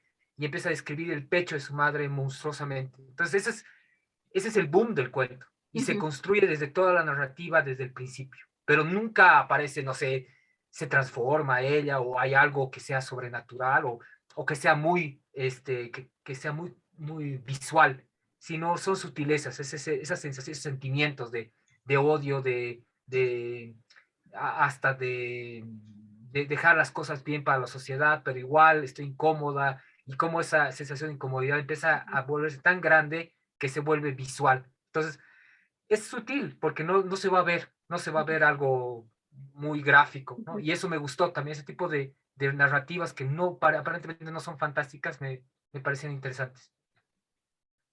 Esto que dice Fer, ¿no? Nos podría hablar incluso de una evolución del género. Y creo que también es bien importante verlo desde esa perspectiva. Por eso también en estos cursos de Fantástico Femenino partimos un poquito de las genealogías, porque nos vamos dando cuenta de cómo se va refinando la técnica, ¿no? Yo esto que menciona Fer acerca de la sutileza del fantástico es algo que voy encontrando cada vez más dentro de las autoras que están generando fantástico. ¿Por qué? Porque muestran que no tiene que haber así como una ebullición, una explosión sumamente visual, sumamente evidente de las cosas, de los problemas que estamos abordando para mencionarlos. Pienso aquí en Distancia de Rescate, ¿no? Nos hemos quedado mucho con el tema de la maternidad de Distancia de Rescate, pero porque es la historia evidente, ¿no? Y muy poco nos hemos sentado a platicar de la crítica a los ecocidios, ¿no? Que hay en Distancia de Rescate, porque aparte es una sutileza chiquitita, ¿no? Estos niños que de repente se acercan al agua, la prueban y se convierten en monstruos, ahí la crítica está, pero tejida, ¿no? De una manera muy fina, ¿no? Y le da atención a otras cosas, ¿no? Eso a mí es un ejercicio que deberíamos comenzar a hacer, ¿no? Ver las evoluciones. Le voy a dar, Marilinda, la palabra a Lu, porque se nos quedó a la mitad, y ya después la tomo. Ay, perdón, no sé qué tanto se escuchó de mi comentario, lo voy a retomar desde el principio, nada más era que estuve reflexionando un poquito en este tiempo sobre el umbral y cómo en el cuento de La culpa es de los tlaxcaltecas, el umbral está en la persona, en el personaje, ¿no? Y entonces es muy interesante cómo este espacio dialógico entre lo inexplicable y lo que sí es racional se da en el personaje y está ella yendo y viniendo y los otros personajes también están en contacto con este umbral a través de ella. Ya nada más era eso. Súper. Y aparte, cómo cambia, ¿no? Porque todos son umbrales físicos, en este caso el cuerpo, ¿no? El discurso que se emite por la boca, y en el caso de La Semana de Colores, esta casa, ¿no? Que es un espacio, una casa umbral y que tiene que ver desde la geometría, ¿no? Es muy interesante. Marilinda. Sí, solo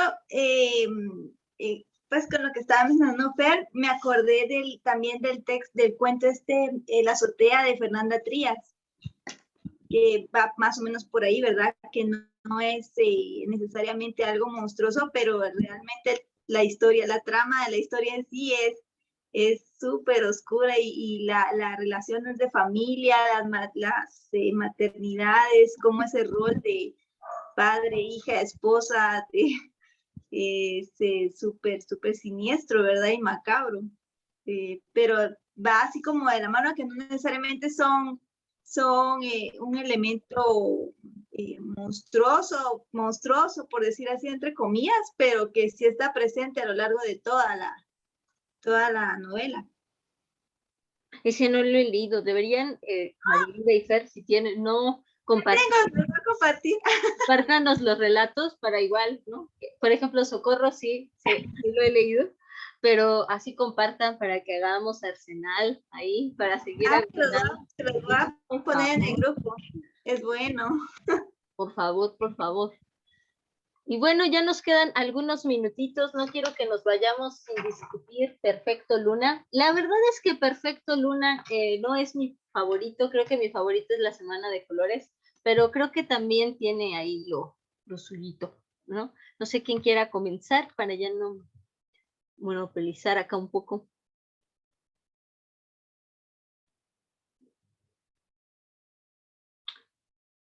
¿Qué podemos comentar de Don Perfecto Luna?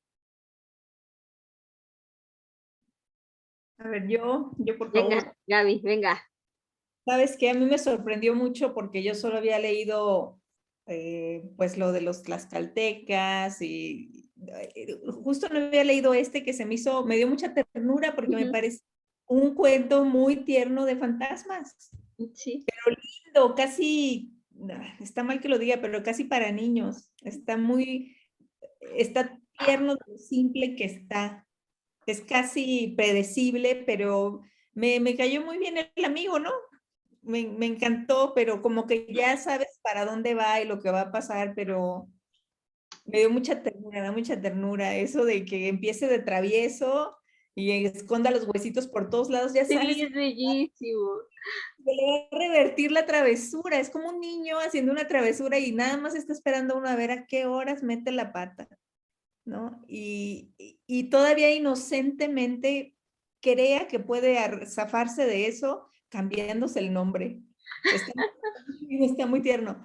Y me sorprendió porque no se me hace como el típico de Elena Garro. Me gustó, ¿eh? Y así gran profundidad crítica literaria no tengo. Me gustó mucho. Está tierno. No, creo que nos sirvió como descanso, ¿no? Después de los otros dos del episodio, ya llegas a este y ya caes en blandito. Así, bueno, ya estoy lista para mi clase. Tamara. Ay, sí, a mí también me pasó igual, no se me hizo, a mí también me gustó, no se me hizo, no sé, no se me hizo así como muy profundo, como que en cuestión de que no tenía como tanto que ocultar en cuestión de simbolismos, o al menos yo no lo encontré. Entonces me gustó porque justamente es una lectura muy, pues sí, muy disfrutable en ese sentido, porque pues sí, como que ya sabes más o menos hacia dónde va a ir el cuento, nada más estás esperando cómo va a suceder. Y de hecho sí, como que desde que ves al hombre así como buscando, luego dices, ahí está buscando sus huesitos. Entonces, se me hizo igual, padre, me gustó. Sí estuvo tiernito eso de que cambiándose el nombre pensaba que se iba a escapar de él. Me gusta mucho cómo lo escribe, porque aunque es un cuento que a lo mejor no tiene profundidad en cuestión de simbolismos, no deja de ser un cuento que está escrito de una forma muy, muy bonita, muy bella, cómo te va dejando las pistas así de forma muy discreta, ¿no? De que está muy delgado, mira qué delgado estoy, ¿no? Desde ahí como que ya te imaginas que pues ya va a estar muerto. Y ay, perdón. Ay, te miro. Ay, ya, perdón. Pero bueno, ese era todo mi comentario. Muchas gracias. No, ¿de qué, Tamara? Algo interesante de este cuento lo ilustra Pedro Coronel, ¿no? En algún momento Pedro Coronel, ¿no? La pareja de Amparo Dávila, ¿no? Entonces las ilustraciones de Perfecto Luna que hace Pedro son bellísimas, ¿no? Entonces igual las voy a bajar, ¿no? Y se las comparto para que le echen un ojo, porque creo que incluso este texto es muy visual, ¿no? De tan sencillo, no, es que la palabra no es sencillo, no, bueno, voy a utilizar sencillo, pero no es, ¿no? De tan liviano, esa es la palabra, de tan liviano que es el texto, ¿no? Puede crear unas imágenes como muy, muy bellas, ¿no? A mí esta parte de los huesos que menciona Gaby, creo que es una de las partes, ¿no? Que justo también me enternecen, pero creo que estoy tan mal acostumbrada a las cosas oscuras y terribles, que eso es lo que hace que nunca termine de conectar con este texto, ¿no? Pero está lindo, me gusta. ¿Algún comentario extra que tengamos? ¡Ay, mira qué bonito el cerro de Tamara! Por ahí, perdón, me distraigo. De Don Perfecto Luna.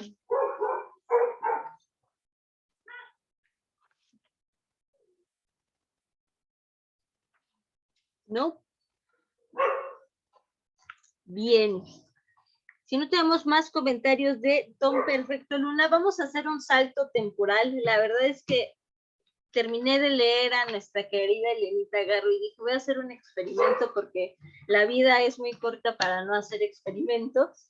Y es que voy a comenzar a campechanear las autoras del final con las del principio, ¿no?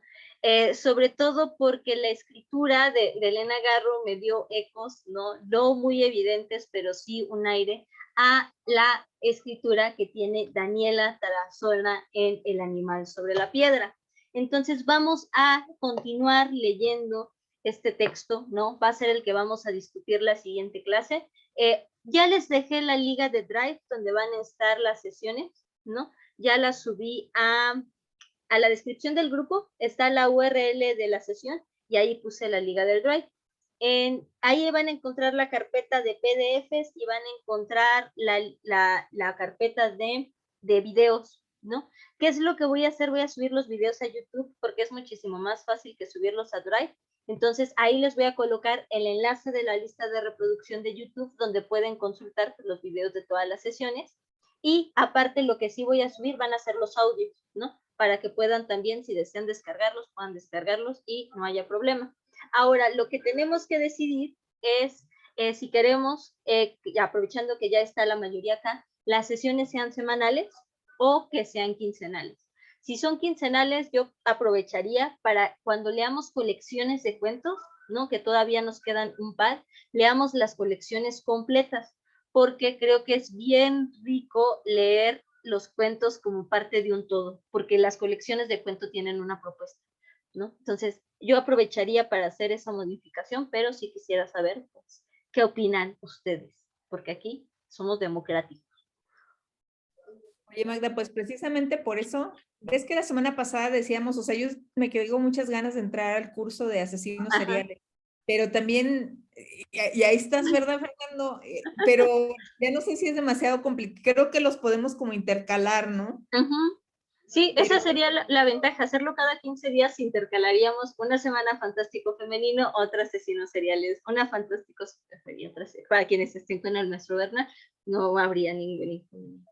Es que yo, si no tienen inconveniente, a mí me encantaría, y también me encantaría lo que nos acabas de decir, de que leamos los cuentos completos. O sea, si va a significar que puedo saber más de familiar de asesinos seriales y al mismo tiempo leer más cuentos, yo sí estaría por quincenal, a menos que, digo, yo sé que en un principio esto era semanal y a lo mejor a alguien le complica. Si eso es como el jurado americano, con uno que no quiera, pues no queremos, pero si no tienen inconveniente en pasarlo quincenal, ahí nos vemos en la otra sesión, Fer. Ya acá son 4 quincenales. Escribo al maestro Bernal. Sí, ya, la maestra Magda nos dio permiso de estar en los 2 cursos. Sí, por mí está bien. Sí, ya somos 5, no sé, Tamara, Carmen, Isa, Jenny. Bueno, José Emiliano dijo que quincenal también para leer más. Sí, está bien por mí. ¿Sí? Vientos. Carmen. Sí, está bien, Magda. Ok, Tamara, Carlos.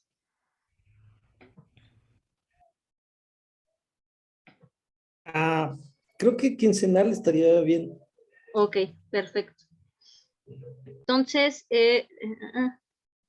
claro que sí, esa es una de esas. Yo también quisiera entrar, pero ya no tengo tiempo, apenas tengo tiempo para dar mis clases y discursos para esto, ¿no?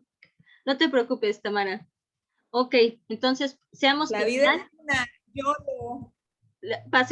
ayúdenme a pasarle la información a Lu, ¿no? Para que sepa de este curso de asesinos en serie, que aparte el maestro Bernal lleva años que no lo da, ¿no? Creo que es la primera vez que lo da en como 5, 6, 7 años, o sea, ya ha tenido un ratito que no daba este curso, entonces va a estar cool.